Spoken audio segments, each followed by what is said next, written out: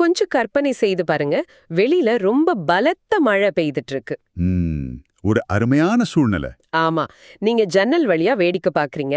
நமக்கு அது ஒரு இதமான வானிலை, சுட சுட காஃபி குடிக்க தோன்றும் ஒரு நேரம். கரெக்டா? கண்டிப்பா, எனக்கும் அப்படித்தான் தோணும். ஆனா நீங்க ஒரு சின்னஞ்சிறிய கொசுவா இருந்தா அந்த மழை எப்படி இருக்கும்னு யோசிச்சு பாருங்க. ஓ, அது ஒரு பயங்கரமான அனுபவமா இருக்குமே. அதுதான், உங்க தலையின் மீது விழும் ஒவ்வொரு மழை துளியும் ஒரு பிரம்மாண்டமான அதிவேகமான விண்கல் போல தாக்கும். அது ஒரு கொடூரமான ஆபத்து. ஆமா, கேட்கவே ரொம்ப பயமா இருக்கு. அதனாலதான் கேக்குறேன், ஒரு சின்னஞ்சிறு கொசு தன்னை விட பல மடங்கு பெரிய மழை துளியிடமிருந்து எப்படி நசுங்கி சாகாம உயிர் வாழுதுன்னு நீங்க எப்பதாவது யோசிச்சது உண்டா? அதாவது பெரும்பாலானவர்கள் இத ஒரு சாதாரண விஷயமா கடந்து போயிடுவாங்க. ஆனா இதுக்குள்ள ஒரு பெரிய அறிவியல் இருக்கு இல்லையா? பல ஆக்ஷன் படங்களை விட சுவாரஸ்யமானது. கரெக்ட். அதான் நான் சமீபத்துல ஏகலேவா, அதாவது EKALAVYA என்ற கல்வி சார்ந்த சேனல் தயாரித்துள்ள ஒரு ஆவணத்தின் வரைவு அறிக்கையை படிச்சிட்டு இருந்தேன். ஓஹோ, அந்த கொசு மற்றும் மழைத்துளி மோதல் பற்றிய ஆராய்ச்சியா? அதேதான், கொசுக்களும் மழைத்துளிகளும் மோதிக்கொள்ளும் போது என்ன நடக்குது என்பது பற்றிய ஒரு முழுமையான அறிவியல் ஆராய்ச்சி அது. இது பள்ளி மாணவர்களுக்கும் சரி, அறிவியல்ல ஆர்வமுள்ள குழந்தைகளுக்கும் சரி ரொம்ப உபயோகமா இருக்கும். கண்டிப்பா, இயற்பியல் விதிகள் எப்படி இயற்கையோடு விளையாடுதுன்னு புரிஞ்சுக்க இதைவிட ஒரு சிறந்த உதாரணம் இருக்க முடியாது. இதை நாம் கொஞ்சம் ஆழமா அலசணும். தாராளமா.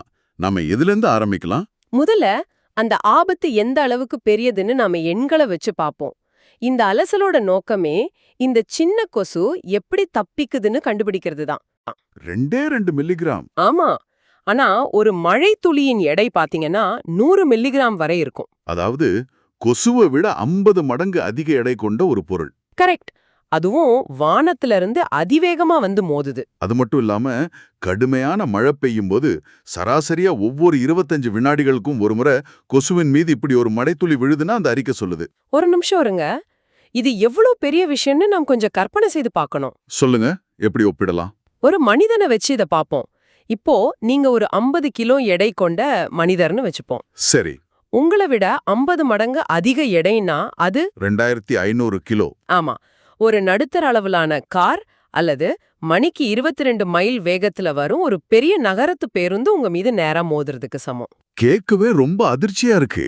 அதுவும் ஒவ்வொரு 25 வினாடிகளுக்கும் ஒரு முறை ஒரு பேருந்து உங்க மீது மோதினால் எப்படி இருக்கும்? மனிதர்களாகிய நாம முதலடியிலேயே சட்னி ஆயிடுவோம். அதேதான். ஆனா கொசுக்கள் நசுங்கி போவதில்லை.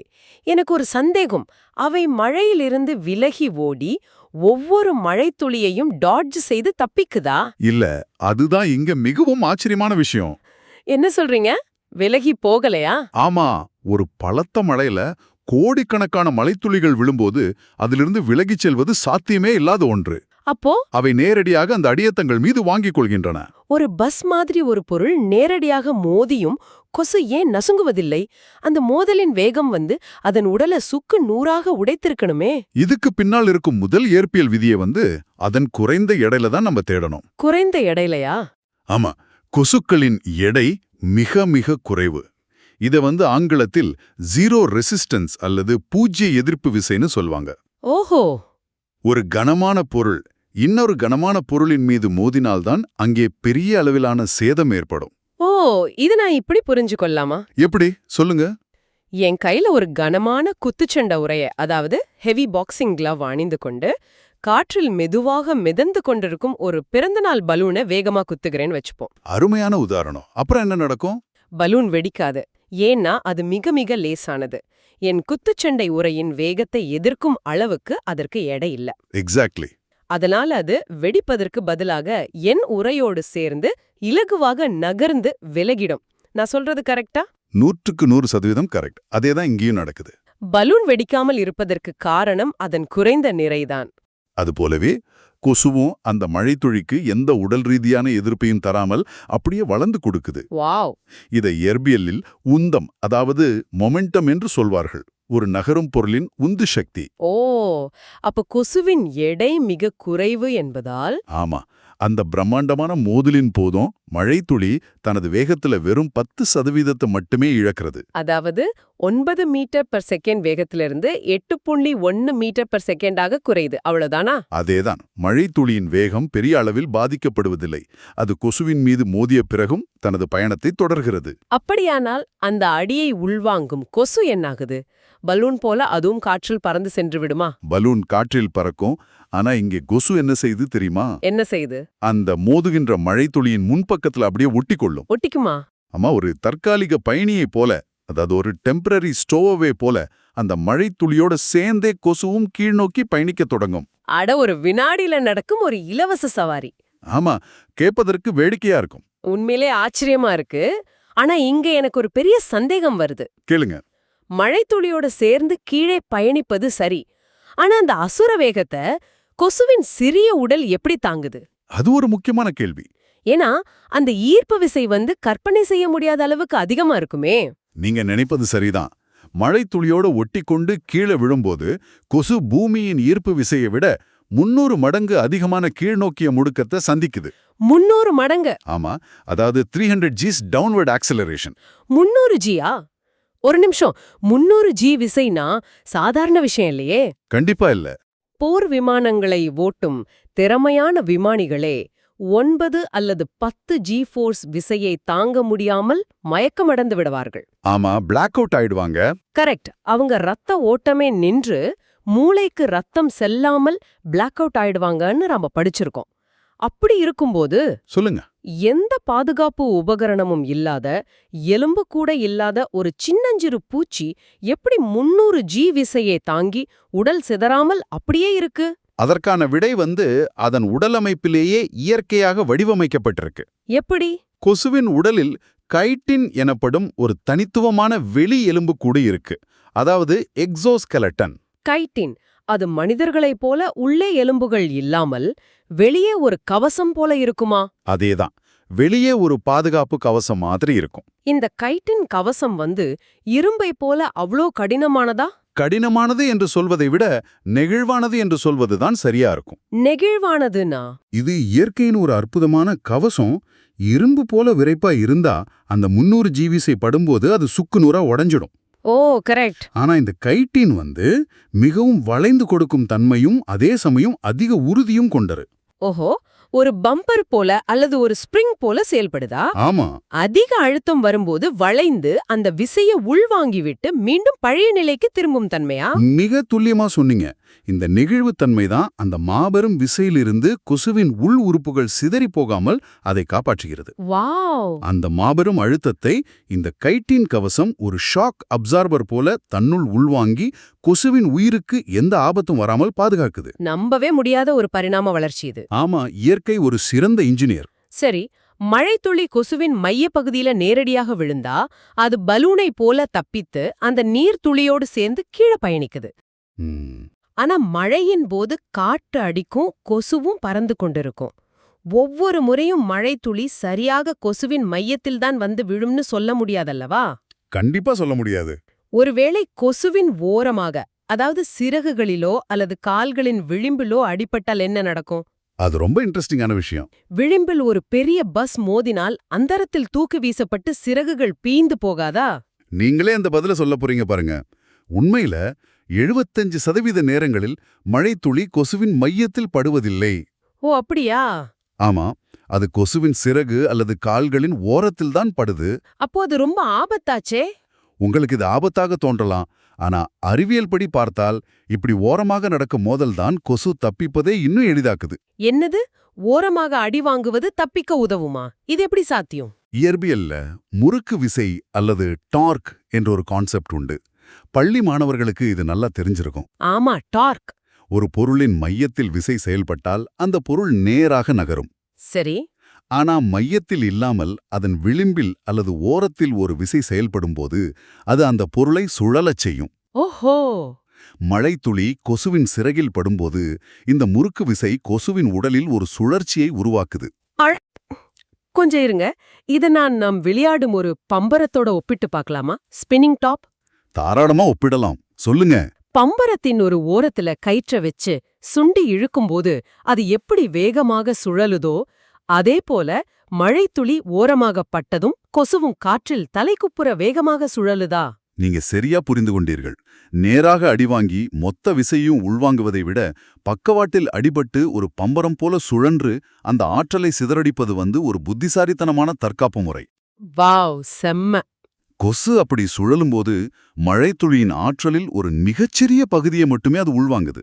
அட, மோதலின் சக்தியை ஒரு சுழற்சியாக மாற்றி அந்த அடியின் வீரியத்தை குறைத்து விடுது. ஆமா, சரி, மையத்தில் அடிபட்டு மழைத்துளியோடு கீழே பயணித்தாலும் சரி, அல்லது ஓரமாக அடிபட்டு பம்பரம் போல சுழன்று கொண்டே கீழே விழுந்தாலும் சரி, ஒரு கட்டத்தில் அந்த மழைத்துளி தரையை வந்தடையுமே. கண்டிப்பா. கொசு தரைக்கு வருவதற்கு முன்பே அந்த மழைத்துளியிலிருந்து தன்னை விடுவித்துக் கொள்ளணும். இல்லையென்றால் தரையில் மோதி நசுங்கி இருந்துவிடும். ஆமா, தரையில மோதுனா உயிர் தப்ப முடியாது. வினாடிக்கு இவ்வளவு வேகத்தில் கீழே விழும்போது ஒட்டிக்கொண்டிருக்கும் அந்த தண்ணீர் துளியிலிருந்து கொசு எப்படி தன்னை தனியாக பிரித்துக் கொள்ளுது? இங்கேதான் காற்றியக்கவியல், அதாவது ஏரோடைனமிக்ஸ் என்ற இன்னொரு இயற்பியல் விதி உதவிக்கு வருது. ஏரோடைனமிக்ஸா? ஆமா, கொசு அந்த அசுர வேகத்தில் மழைத்துளியோடு கீழே விழும்போது அல்லது சுழன்று விழும்போது அது உடனடியாக தன்னை நிலைநிறுத்திக் கொண்டு தனது நீளமான கால்களையும் சிறகுகளையும் அகலமாக விரித்துக் கொள்ளும். அகலமா விரிச்சு கொள்ளுமா?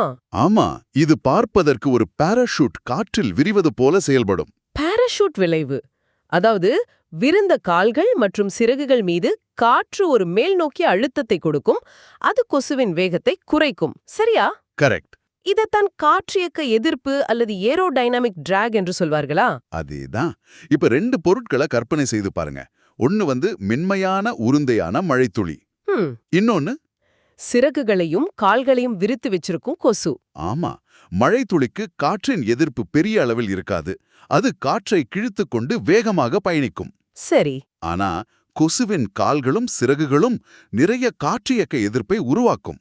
ஓஹோ, எனக்கு புரியுது. மழைத்துளி வேகமா போக பாக்குது, ஆனா கொசுவின் பாராஷூட் அமைப்பு கொசுவின் வேகத்தை குறைக்குது. எக்ஸாக்ட்லி. இதனால் கொசுவுக்கும் மழைத்துளிக்கும் இடையே ஒரு வேக வேறுபாடு உருவாகி காற்று கொசுவை மேல்நோக்கி இழுக்க அது லாவகமாக அந்த துளியிலிருந்து பிரிந்து காற்றில் மிதக்கத் தொடங்குது. சரியா பிடிச்சிட்டீங்க. அந்த ஏரோடைனமிக் ட்ராக் தான் கொசுவ மழைத்துளியிலிருந்து பிரித்தெடுக்கும் கருவி. இது எவ்வளவு நேரத்துல நடக்கும்? ஒரு சில மில்லி வினாடிகளுக்குள் இது நடந்து முடிஞ்சிடும். வாவ், ஒரு ஹாலிவுட் ஆக்ஷன் படத்துல ஹீரோ ஓடும் ரயிலிருந்து பாராஷூட் கட்டி குதிப்பது போல இருக்கு. ஆமா, ரொம்பவே த்ரில்லிங்கான விஷயம்தான். சரி, தப்பிச்சிட்டோம். ஆனா என் மனதுல மிக அடிப்படையான ஒரு கேள்வி இருக்கு. என்ன கேள்வி? மழைத்துளியோட ஒரு வினாடி ஒட்டிக்கொண்டு பயணித்தாலும் கொசுவின் உடல் முழுவதும் தண்ணீர்ல நனைஞ்சு போயிருக்குமே. நியாயமான கேள்வி. ஒரு சின்னஞ்சிறு பூச்சியின் சிறகுகள் நனைந்து விட்டால் அது கனமாகி அதனால் மீண்டும் காற்றில் பறக்க முடியாதே. கொசு ஈரமாகாமல் எப்படி தப்பிக்குது? அதற்கும் இயற்கையிடம் ஒரு தீர்வு இருக்கு. என்ன தீர்வு? கொசுவின் உடல், சிறகுகள், கால்கள் முழுவதும் வெறும் கண்களால் பார்க்க முடியாத மிக நுண்ணிய மெழுகு முடிகள் இருக்கு. மைக்ரோஸ்கோபிக் முடிகளா? ஆமா, மைக்ரோஸ்கோபிக் வேக்ஸ் ஹேர்ஸ். இந்த மெழுகு முடிகள் தண்ணீரை எதிர்க்கும், அதாவது வாட்டர் ரிப்பெல்லிங் தன்மை கொண்டவை. மெழுகு முடிகளா? அப்படியானால் நம் வீட்டில் இருக்கும் நான்ஸ்டிக் பாத்திரங்கள் போல செயல்படுதா? ஆமா, கிட்டத்தட்ட அப்படிதான். அதுல எப்படி தண்ணீர் ஒட்டாமல் முத்து முத்தாக நழுவி ஓடுமோ அதே தத்துவமா? அதைவிட 100 மடங்கு சிறப்பானது என்று சொல்லலாம். மழையில் விழும் நீர்த்துளிக்கு சர்ஃபேஸ் டென்ஷன் அல்லது பரப்பு இழுவிசை இருக்கும். ஓ, அந்த இழுவிசை. அதே எந்த பொருளில் பட்டாலும் ஒட்டிக்கொள்ள பார்க்கும். ஆனா கொசுவின் உடலில் உள்ள இந்த நுண்ணிய மெழுகு முடிகள் ஒரு மாயக்கேடயம் போல செயல்பட்டு நீர்த்துளிய உடலுக்குள் அனுமதிக்காம தடுத்து விடுகின்றன. அட! இதனால் மழைத்துளியின் பக்கவாட்டில் கொசு எளிதாக வழுக்கிக் கொண்டு வெளியே வந்துவிடுது. ஒரு சொட்டு தண்ணீர் கூட கொசுவின் உடம்பில் ஒட்டுவதில்லை. வாவ்! குறைந்த எடையால் எதிர்ப்பை குறைப்பது, 300 ஜீவிசைய தாங்கும் கைட்டின் கவசம், விளிம்பில் அடிபடும்பாது ஏற்படும் சுழற்சி, தப்பிக்க உதவும் பாராஷூட் போன்ற சிறகுகள், தண்ணீர் ஒட்டாத நான்ஸ்டிக் மெழுகு முடிகள், இது எல்லாமே சேர்ந்து ஒருங்கிணைந்து செயல்படுவதுதான் ஒரு கொசுவ மழையிலிருந்து காப்பாற்றுது. உண்மைதான். இவ்வளவு பெரிய அறிவியல் ஒரு சின்ன பூச்சிக்குள் இருக்கு என்பது மூளைய சுழல வைக்குது. இயற்கை ஒரு சிறந்த இன்ஜினியர் என்பதை இது மீண்டும் நிரூபிக்குது.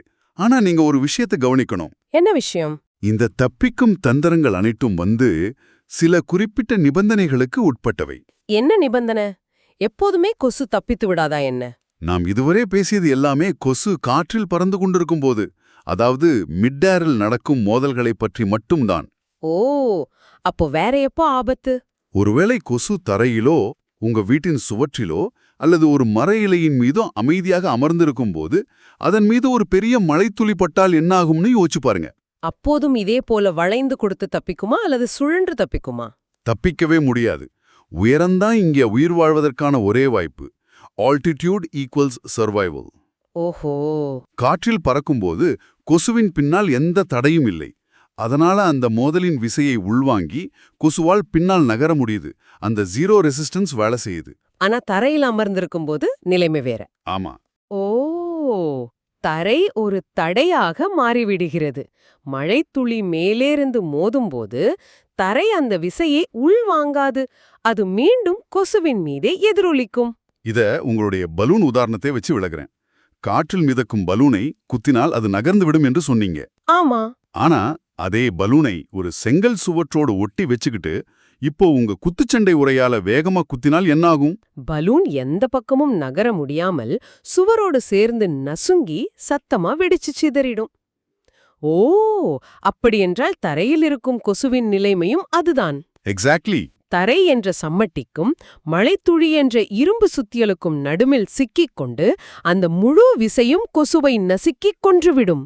ஆமா, மழையில் காற்றில் பறந்து கொண்டிருந்தால் இயற்பியல் விதிகள் அதை காப்பாற்றும். ஆனா தரையில உட்கார்ந்தால் மரணம் நிச்சயம். அடப்பாவிங்க. அதனாலதான் மழைக்காலங்களில் கொசுக்கள் இலைகளின் அடிப்பகுதியிலோ அல்லது பாதுகாப்பான இடங்களிலோ தஞ்சம் புகுகின்றன. இன்னைக்கு இந்த ஆழமான அலசல் உண்மையிலேயே என் கண்களை திறப்பதாக இருக்கு. எனக்கும் இத பத்தி பேசுறது ரொம்ப சுவாரஸ்யமா இருந்தது. நாம் இதுவரை கொசுவை கடிப்பதிலிருந்து தடுக்கதான் பார்த்திருப்போம். அதை கண்டாலே எரிச்சல் அடைவோம். ஆமா, பொதுவா அப்படிதான். ஆனா ஒவ்வொரு முறை மழையில் அது உயிர் பிழைக்கும் போதும் அது எவ்வளோ பெரிய இயற்பியல் போர்க்களத்தை சந்தித்து வெல்கிறது என்பது வியப்பா இருக்கு. கண்டிப்பா. மாணவர்களுக்கும் குழந்தைகளுக்கும் இது ஒரு மிகச்சிறந்த பாடம் என்று நான் நினைக்கிறேன். நீங்க பள்ளியில் படிக்கும் உந்தம், முறுக்கு விசை, காற்றியக்க எதிர்ப்பு, ஈர்ப்பு விசை முடுக்கம் போன்ற இயற்பியல் விதிகள் எல்லாமே வெறும் புத்தகத்தில் மனப்பாடம் செய்வதற்காகவோ பரீட்சையில் எழுதுவதற்காகவோ படைக்கப்பட்டவை அல்ல. ஆமா, அது ரொம்ப முக்கியம். இந்த உலகத்தில் உங்க வீட்டின் வெளியே வீசும் பலத்த மழையில் தப்பி பிழைக்க ஒரு சிறிய கொசு கூட இந்த விதிகளின் அடிப்படையில்தான் செயல்பட்டு உயிர் வாழுது. இயற்பியல் எங்கும் இருக்கு, அது உயிரோட்டமானது என்பதை இது காட்டுது. அதுதான் இயற்கையின் அழகு. இயற்கை எப்போதுமே இயற்பியலின் விதிகளை மீறுவதில்லை. மாறாக அந்த விதிகளை மிகச் சிறப்பாக தமக்கு சாதகமாக பயன்படுத்திக்குது. ரொம்ப சரியா சொன்னீங்க. இந்த கொசு மற்றும் மழைத்துளி ஆராய்ச்சி வெறும் சுவாரஸ்யத்திற்காக மட்டும் செய்யப்படல. இதிலிருந்து நாம் கற்றுக்கொள்ள வேண்டிய தொழில்நுட்ப பாடங்கள் நிறைய இருக்கு. இது எனக்கும் தோணுச்சு. நீங்க சொல்றத பார்த்தா அறிவியலுக்கு இது ஒரு பெரிய இன்ஸ்பிரேஷன். உங்களுக்காக ஒரு இறுதி சிந்தனையோட இந்த அலசலை முடிக்கலாம்னு நினைக்கிறேன். சொல்லுங்க. அடுத்த முறை உங்க ஊரில் மழை பெய்யும் போது ஜன்னல் வழியே மழைய பாருங்க. அந்த பெரிய மழைத்துளிகளுக்கிடையே கண்களுக்கு தெரியாமல் பறந்து கொண்டிருக்கும் இந்த சிறிய ஆனால் வலிமையான சூப்பர் ஹீரோக்களை நினைத்து பாருங்க. கொஞ்சம் கற்பனை செய்து பாருங்க. எதிர்காலத்தில் நம் அறிவியலாளர்கள் இந்த கொசுக்களின் இயற்பியலை வச்சு என்னவெல்லாம் செய்யலாம்? நிறைய விஷயங்கள் பண்ணலாம். ஒருவேளை மனிதர்கள் விபத்தை சந்திக்கும்போது அந்த மாபெரும் விசையை உள்வாங்கி தப்பிக்கும் கைட்டன் போன்ற நெகிழ்கான கவச உடைகளை உருவாக்கலாமா? கண்டிப்பா சாத்தியம் இருக்கு.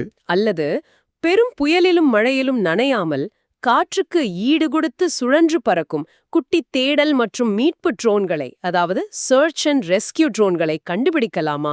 ரொம்ப நல்ல யோசனை. இயற்கை நமக்கு தரும் இந்த சிறிய பூச்சிகளின் பாடங்கள் நாளை ஒட்டுமொத்த மனித குலத்தின் தொழில்நுட்பத்தையே மாற்றும் பெரிய திருப்புமுனையாக மாறலாம் அல்லவா? விடை காண முடியாத பல கேள்விகள் இன்னும் இயற்கைக்குள் ஒளிந்திருக்கின்றன. ஆமா. இதை பற்றி நீங்களே கொஞ்சம் சிந்தித்து பாருங்க.